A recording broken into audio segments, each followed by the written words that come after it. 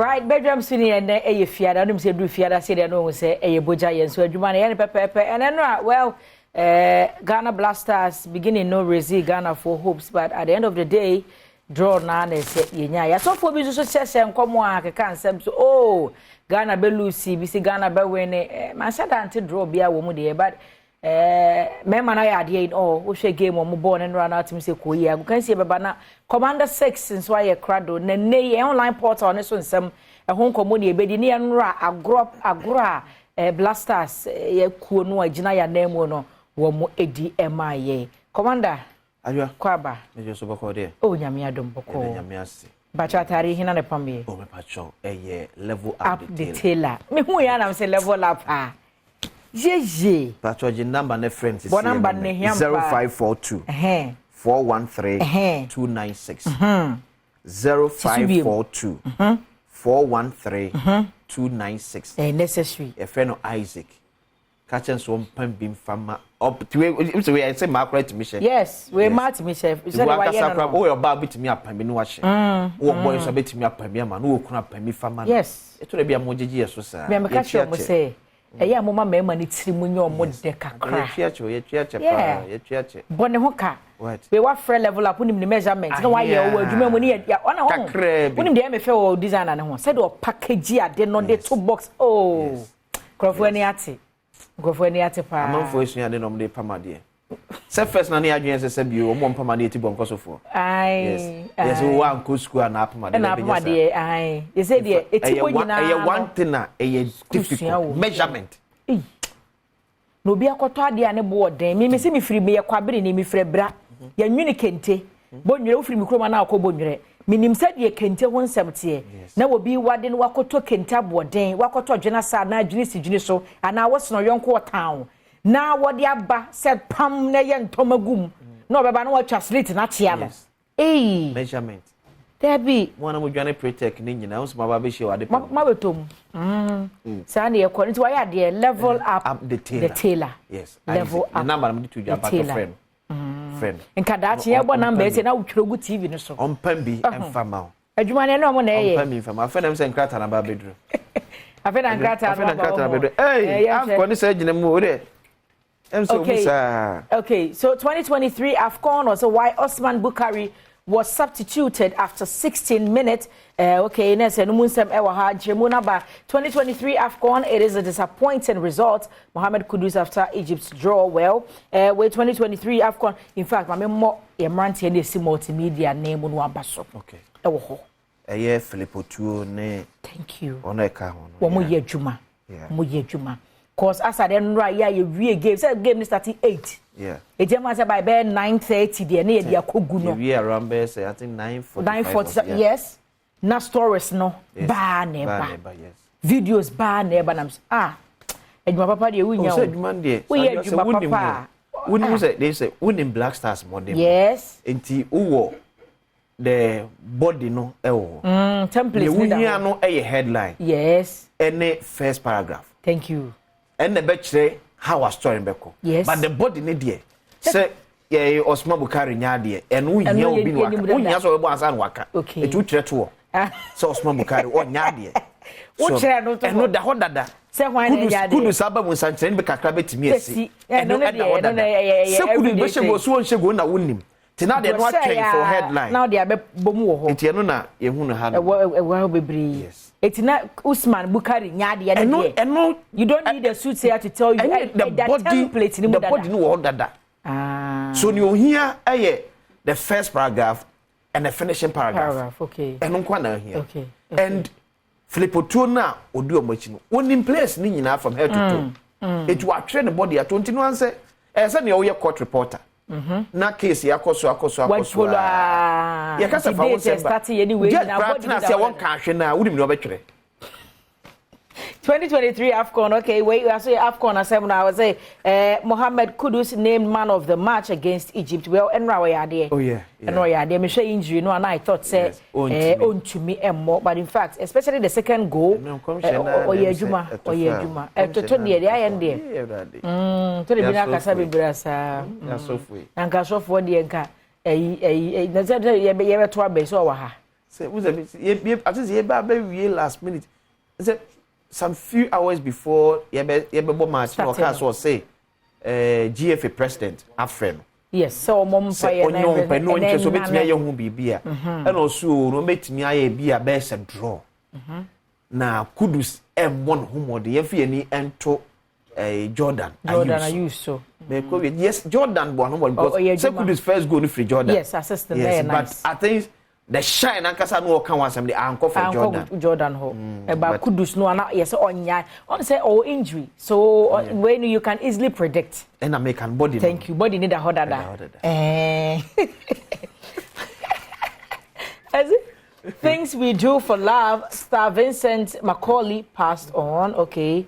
Things we do for love. Okay, 2023 AFCON. Mohamed Kudus net brace as Ghana share spells with Egypt. Next no so and some and next point he says better 1-1. Say draw there 1.1 point. See your calculator.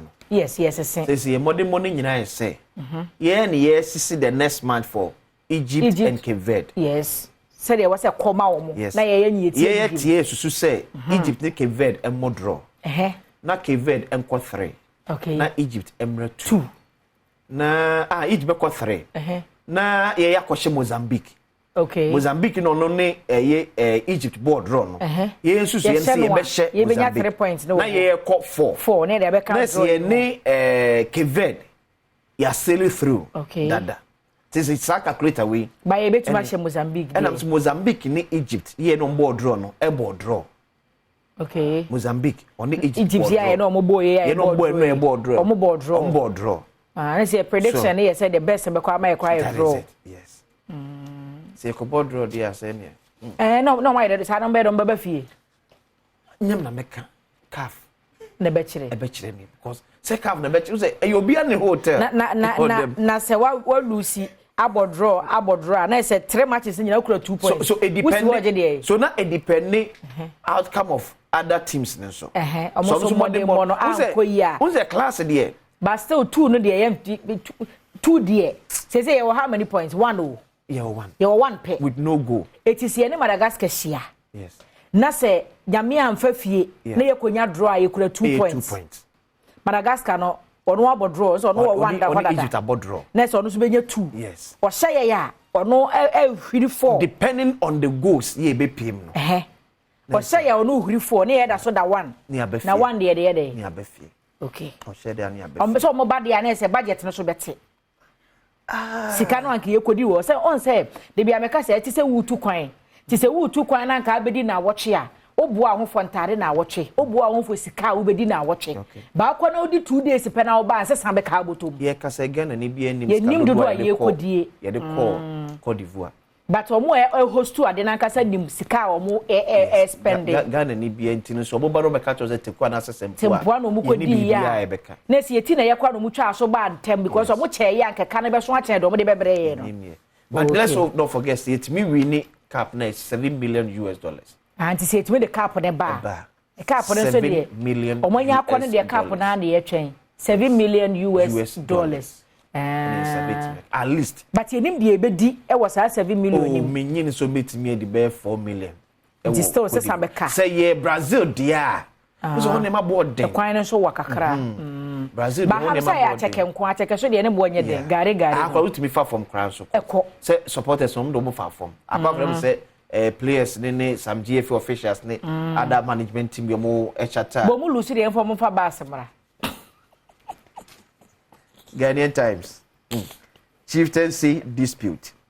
Tension mounts in Kade as chiefs called for intervention to avert conflict. Turmoil in tail of TUC as 2 groups break away. Long travel time impedes access to health care. Disregard 20% increase in fares. Transport Ministry after alert public. Bogatanga Technical Varsity Lecture shot dead. Ghanaian Times. Mebo, Coach Mame. Sa Transport Ministry there no. Okay. Na say enra GPRT release no more the buy no. I'm saying disregard. Any drivers no be concerns no. Or Transport Ministry ni say omunyi ntum. Enti say o de ne de so obese de asedwado o. Those are better they are or see in this, but Transport Ministry only se oni trotro enne asem di kamechire okay transport ministry ni trotro ah e dey fa ni transport minister oni trotro ye adwuma e fa nkrofo but was nkrofo atom car ye omutwi om car no yen disregard omo release no omo dey yen disregard yen forget it etienne asem di kamechire ebi e so mama ayalolo abesesa ye mechire match the state of ayalolo ene metro mass yes okay new plan no dey say the Ghanaian Times new plan wo ho kwasi adwa daily new guide plan wo ho me nim there okay me fair bi ache okay daily guide government transport operators tango over fare increment Afriye Ankara admit blood oath swearing NPP disqualifies 17 parliamentary candidate aspirant 33 go unopposed 1 dead 5 injured in fresh Boku shooting incident celebrities advertising alcohol Supreme Court set April 10 for decision daily guide no daily analyst Nana Opoku-Adjumah fires Akufo-Addo over Ekumfi comment Africa needs you and you need Africa, Akufo-Addo tells investors. Purported increase in transport fares. Transport Ministry rubbishes report. World Economic Forum. Ghana has turned the corner, Akufo-Addo. Reject increased transporter fee from BOST. Tanker Owners Union advised. Daily Analyst. The Inquisitor. For denigrating Menchia Palace, savage wound to me, banished from Asanteman, Nana B warned. Ignore fake website purportedly offering our courses, UPSA. Kwesi Jonah deals with Akufo-Addo. Intim Bodu appointed to Petrosol board. Fusak on indefinite strike. The Inquisitor. Republic Press. Boko boys again. 1 dead. 5 injured in shooting incident. NPP primaries. Katie Amont plans to go unopposed thwarted. Disregard 30% increment in transport fares. Transport Ministry. NPP parliamentary primaries. 17 aspirants disqualified from January 27 contest. Professor Ero Michael Kwe warns Yisi over indelible ink brouhaha. Afriye Ankara authenticate swearing video. Republic Press. Daily Satellite. Okay. Anti-LGBTQ plus bill can violate rights of Ghanaians. CDD Ghana. Yvonne Chaka to attend Pan-African Heritage Museum fundraising dinner on Independence Day. Ghana restores 728,608 hectare degraded land within 7 years. Owusu bill. And so they can say Africa's problem is not money. Dr. Sam Adeyemi. Africa's problem is not money. Not money. Na idea, common sense. Ebe leadership. Na leadership. Ebe leadership. The Daily Satellite. Okay. Ebusiana say your online portal no adomonline.com, myjoyonline.com, and afi the bonkrata no abano ebun komo and ye de na ye hombra de nei ye kono de na kai say abokansi mu nsem beba sister Sandy be a guy what ya hosepe ebeba na kwesi beba commander 6 na afi ya hwe asem no de dika si eka ho asem no metena sena nkomotwetwe bi wo no ma ye ye afiri ho ma na afi mpense mu ato so bedwam so ni enko bebia